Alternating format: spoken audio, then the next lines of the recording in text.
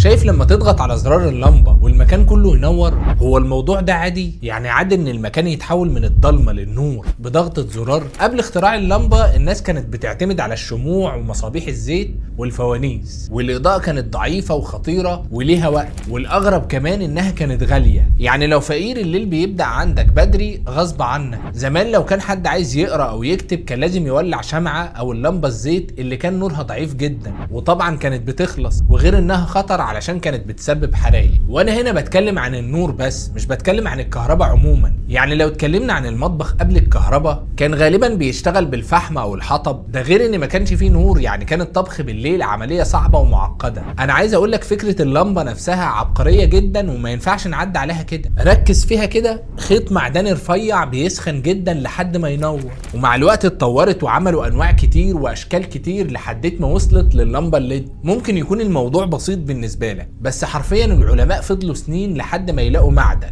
يستحمل حرارة عالية وينور من غير ما يولع. النور اللي عندك في البيت جاي من مكان بعيد جدا، محطة كهرباء بتولد طاقة باستخدام الغاز او الشمس او الهواء وكمان حركة المية، والطاقة دي بتمشي في اسلاك ضخمة وتتوزع على الشبكة لحد ما توصل لعمارتك، وفي الاخر تدخل بيتك بسلك رفيع في الحيط. تخيل بتمشي في مسار قد ايه؟ عشرات الكيلومترات. شغل هندسي دقيق ونظام فعلا ما بينامش، بس كل ده مش باين قدامك، انت بس بتضغط على زرار والنور ينور. اللمبة من اعظم اختراعات البشر، مش علشان بتنور لكن علشان فتحت ابواب للعلم والمصانع والمستشفيات والمستقبل كله. المصانع بقت بتشتغل 24 ساعة، المذاكرة والتعليم بقى ينفع تذاكر في اي وقت، الدكتور بقى يقدر يشتغل وينقذ حياة المرضى بالليل. عايزك تتخيل يوم واحد بس من غير نور، تخيل الحياة هتبقى عاملة ازاي. الليل يعني ضلمة في الشوارع، ضلمة في البيوت، ضلمة في كل مكان. طبعا حد ممكن يقول ما كانت الناس عايشة قبل النور وقبل الكهرباء كمان،